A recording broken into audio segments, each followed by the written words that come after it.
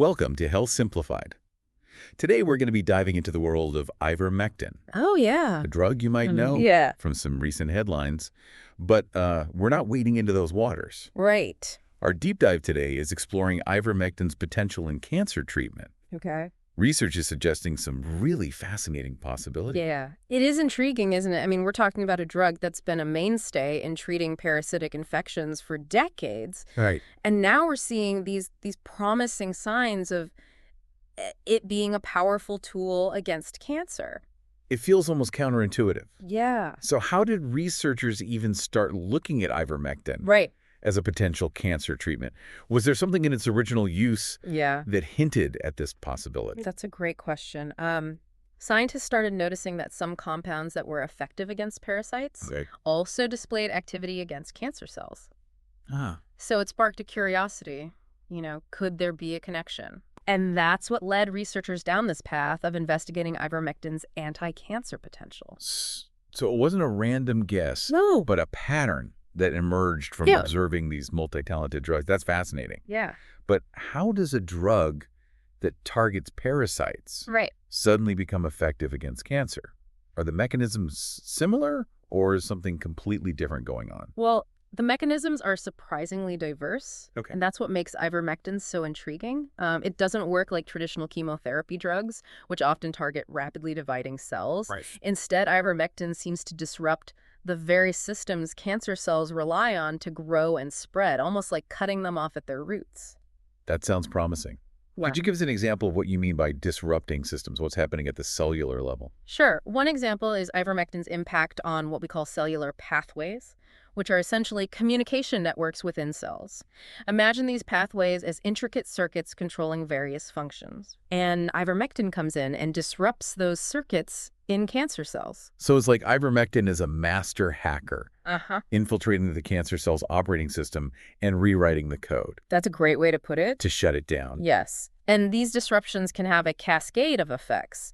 For example, ivermectin affects the Wnt and YAP pathways, Okay. both crucial for cancer cell proliferation and survival, Right. by interfering with them. Yeah. Ivermectin essentially throws a wrench into the machinery that drives uncontrolled growth. That makes sense. So it's not just one specific action, Right. but a multi-pronged attack Absolutely. on those crucial systems. Yeah. It's fascinating how it's almost like ivermectin can outsmart the cancer cells, Yeah. but is it actually killing them?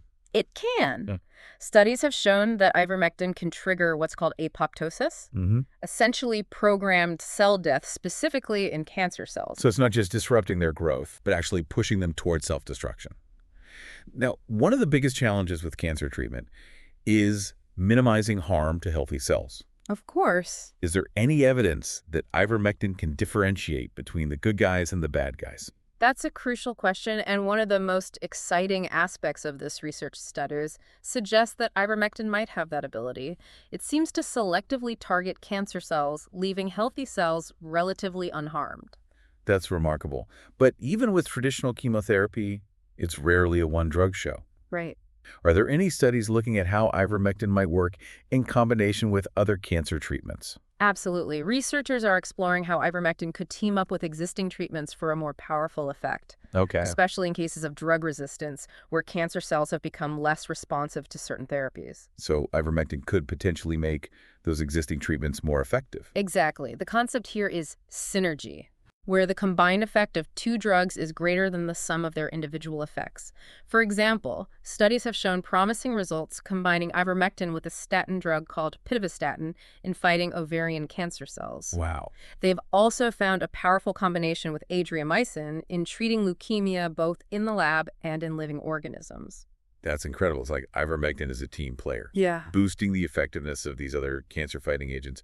But what about newer approaches like immunotherapy? Is there any indication that ivermectin could play a role there too? That's a great question. Yeah. And the research is pointing towards some exciting possibilities.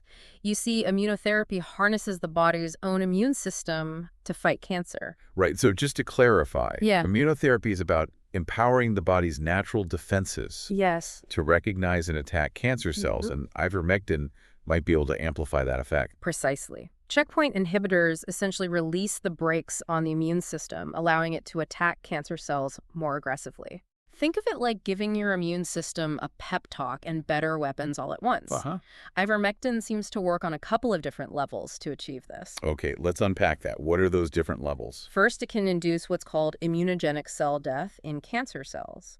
Instead of dying quietly, those cancer cells release specific molecules that act like flares, signaling to the immune system, hey, I'm over here, come and get me. So ivermectin is essentially turning those dying cancer cells into beacons Exactly. for the immune system, making them more visible and easier to target. Yes. That's fascinating. What's the other level? Ivermectin can also directly stimulate the immune system, making it even more powerful and efficient at targeting and destroying those cancer cells. So it's a double whammy, making the cancer cells more visible Right. and then supercharging the immune system to go after them. Exactly. What a powerful combination. But with all this talk about ivermectin's potential, I'm guessing there are still challenges and considerations with using it in cancer treatment. After all, it's still relatively early days in this research, right? You're absolutely right. While these initial findings are incredibly promising, we need more research, particularly large-scale clinical trials, Right. to confirm these findings and understand the full potential of ivermectin in fighting cancer. So it's like having this incredibly promising tool, Yeah. but we're still figuring out the best and safest ways to use it. What kind of things are researchers looking at in these clinical trials? One key area is determining the optimal dosages for different types of cancer. Okay. Another is carefully evaluating potential side effects, especially when used in combination with other treatments. Researchers are also working to identify biomarkers, which are essentially molecular clues that can help predict how well a patient might respond to ivermectin treatment. That would be incredible. Being able to tailor treatments based on individual biomarkers could revolutionize cancer care. It would. Is there anything else researchers are focusing on? They're also delving deeper into the mechanisms of how ivermectin works against cancer. The more we understand those intricate pathways, the better equipped we'll be to develop even more effective treatment strategies. This all sounds incredibly promising. I'm curious, have there been any real-world examples of people using ivermectin for cancer treatment? Are there any anecdotal reports or case studies that give us insights into its effectiveness? There have been some intriguing anecdotal reports, especially from regions where access to traditional cancer treatments is limited. Okay. It's important to remember that these reports haven't gone through the same rigorous scientific scrutiny as clinical trials. Right.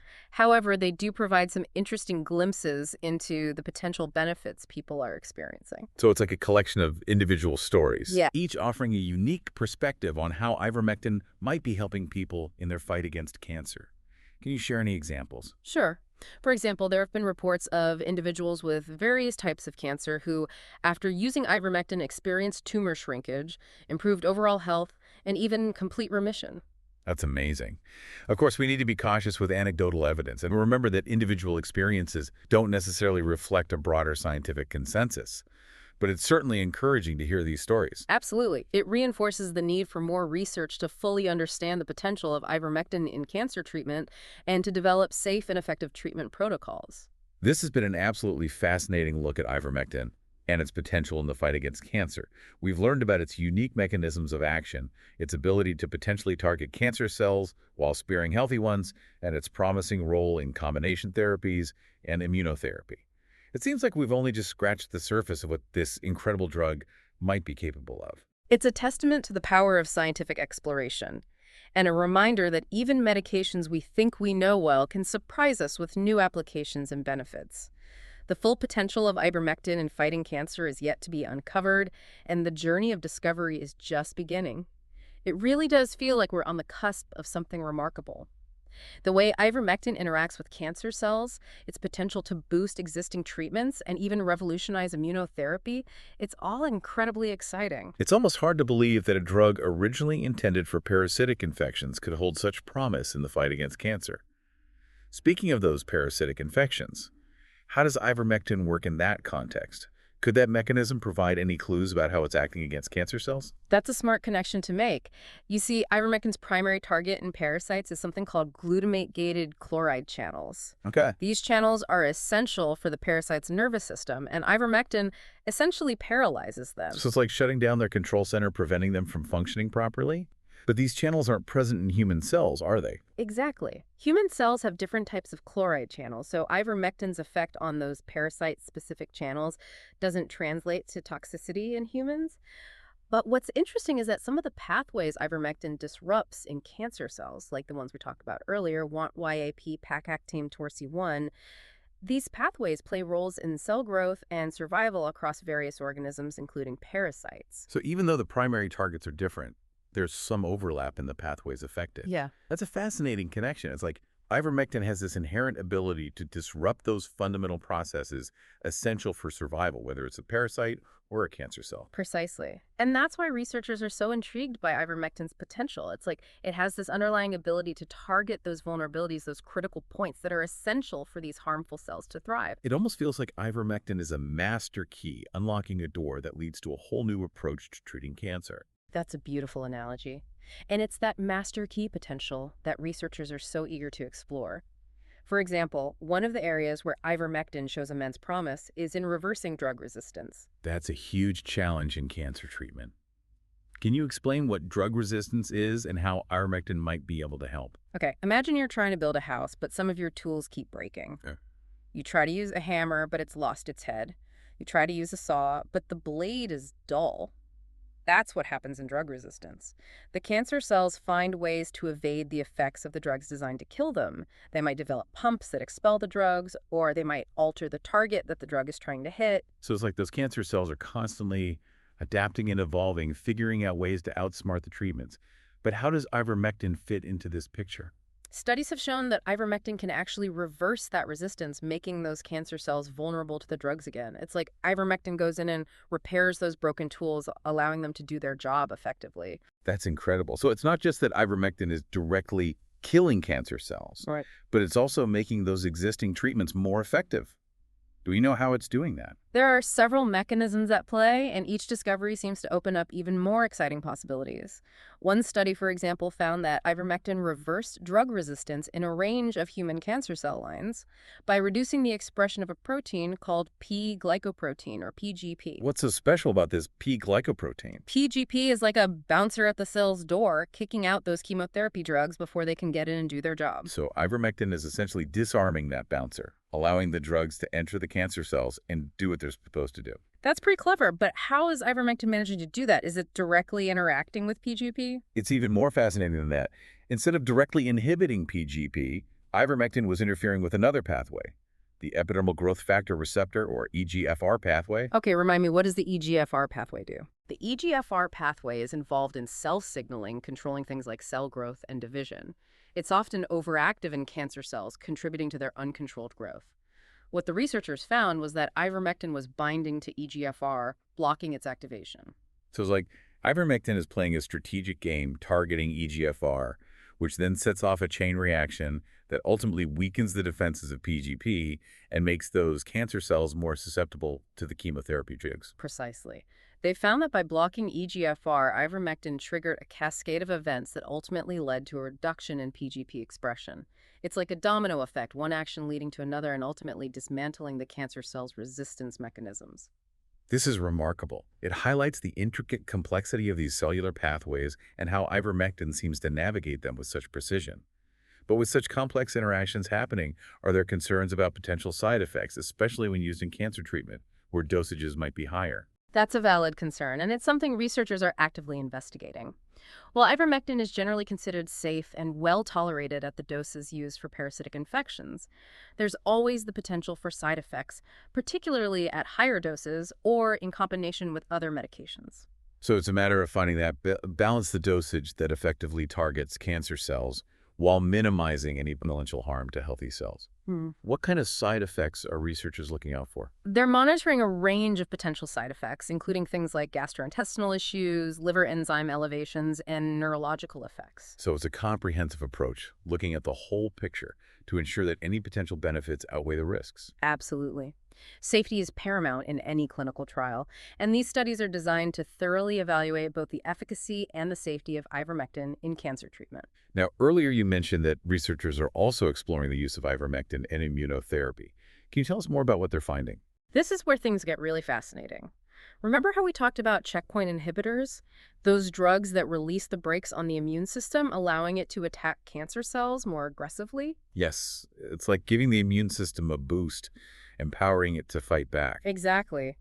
Well, researchers are finding that ivermectin might be able to enhance the effectiveness of those checkpoint inhibitors. It seems to work in a couple of key ways. Okay, I'm intrigued. What are those ways? First, remember how we talked about immunogenic cell death? That process where dying cancer cells release signals that alert the immune system?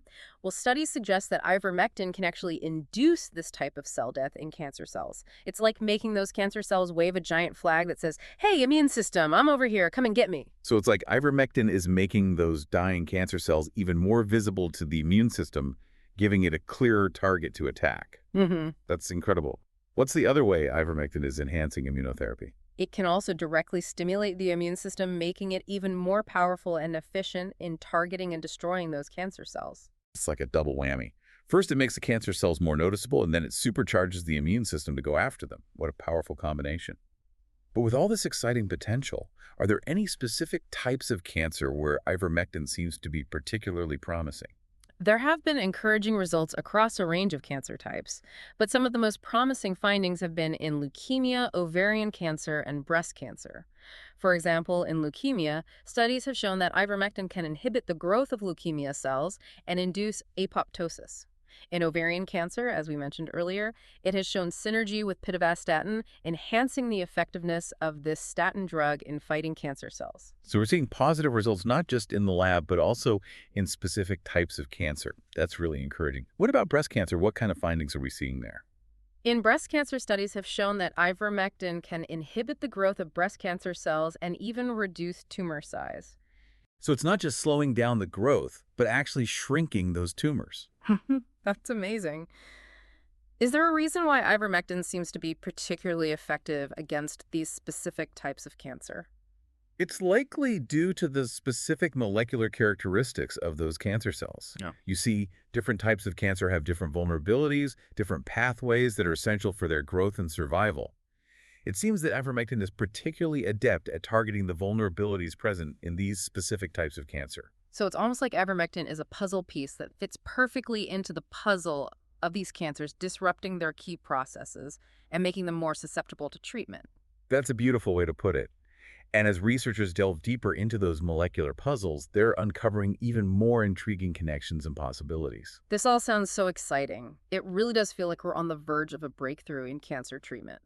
But I can't help but wonder, with all this focus on ivermectin's potential in fighting cancer, what about its original use as an antiparasitic drug? Is that still relevant? Absolutely. Ivermectin remains a vital tool in treating parasitic infections around the world. It's been incredibly effective in combating diseases like river blindness and lymphatic filariasis, significantly improving the lives of millions of people. That's incredible. It's a reminder that even as we explore new applications for ivermectin, it continues to play a crucial role in global health. Precisely. It's a testament to the versatility of this drug and its remarkable ability to address diverse health challenges. This has been an absolutely fascinating exploration of ivermectin's potential in the fight against cancer. We've delved into its unique mechanisms of action, its ability to potentially target cancer cells while sparing healthy ones, and its promising role in combination therapies and immunotherapy. It truly seems like we've only just begun to unravel the incredible potential of this remarkable drug. It's a journey of discovery that underscores the power of scientific curiosity and the importance of continuing to invest in research that could lead to groundbreaking treatments and ultimately a future where cancer is no longer such a formidable foe. So as we wrap up this part of our deep dive, what's the most important takeaway for our listeners? I think the key takeaway is this. While we've uncovered so much about ivermectin's potential in cancer treatment, this is really just the beginning. We need continued research, especially those large-scale clinical trials, to fully understand how to use it safely and effectively. It's a reminder that science is a process of continuous discovery, and even a drug we thought we knew well can still surprise us. Speaking of surprises, did anything in your research particularly stand out to you? Any aha moments that made you go, wow, I didn't expect that? Oh, there were quite a few, but one that really struck me was a study on ivermectin's impact on cancer stem cells. Now, those sound intimidating. What are cancer stem cells and why are they so important? Think of cancer stem cells as the masterminds behind tumor growth. They're like the roots of a weed. Good. Even if you cut off the top, the weed can grow back if the roots remain. Similarly, even if traditional treatments kill most cancer cells, if those stem cells persist, the cancer can return. So they're kind of like the hidden reserves, capable of regenerating the tumor even after treatment. That does sound intimidating. How does ivermectin play into this? Well, this study found that ivermectin can actually target and eliminate these cancer stem cells. It seems to interfere with the pathways that maintain their stem cell-like properties, essentially cutting off the cancer at its source. That's incredible. So it's not just attacking the soldiers, it's going after the command center, preventing the cancer from regrouping and coming back. Mhm. Is this effect seen across different types of cancer? That's what researchers are actively investigating. Early studies suggest that ivermectin might be effective against cancer stem cells in several types of cancer, including breast cancer, lung cancer, and glioblastoma, which is a type of brain cancer. This opens up so many possibilities. It's like ivermectin is giving us a new weapon in the fight against cancer recurrence, which is a major concern for so many patients. Exactly. And it's this potential to not just treat cancer, but potentially prevent its return that makes this research so groundbreaking. Now, throughout our deep dive, we talked a lot about the science, the mechanisms, and the studies, but I'm also wondering about the human side of things. For people who are facing a cancer diagnosis, what does ivermectin's potential mean for them? What kind of hope can they take away from this research? I think it offers a tremendous amount of hope. It suggests that we're moving towards a future where cancer treatment is more personalized, more targeted, and potentially even more effective. We're seeing a shift from simply trying to kill cancer cells to understanding their vulnerabilities and exploiting those weaknesses with precision. So it's a more strategic approach, less about brute force and more about outsmarting the cancer cells. Precisely. And ivermectin is playing a key role in this evolution. It's giving us a new lens through which to view cancer treatment, a new set of tools to use in this complex battle. It's fascinating to think that a drug that's been around for decades, primarily known for its use against parasites, could be a game changer in the fight against cancer. It really speaks to the power of scientific curiosity and the importance of exploring every avenue, every possibility in our quest to find better treatments and ultimately a cure. As we wrap up this deep dive, what's one thing you'd like our listeners to remember about ivermectin and its potential in cancer treatment? I'd say this: while we're still in the early stages of this research, the findings are incredibly promising. Ivermectin appears to be a multifaceted weapon against cancer, capable of disrupting its growth, enhancing existing treatments, boosting the immune system, and potentially even targeting those elusive cancer stem cells. This is an exciting area of research, and the possibilities are truly remarkable. This has been an absolutely incredible journey into the world of ivermectin and its potential in cancer treatment. We've learned so much about this remarkable drug, from its surprising mechanisms of action to its potential role in revolutionizing how we approach cancer care. It's a testament to the ingenuity of scientists, the resilience of the human spirit, and the unwavering hope that drives us to find better solutions for those facing this challenging disease. Thank you for taking the time out to listen to our deep dive. Until next time, stay healthy and stay informed.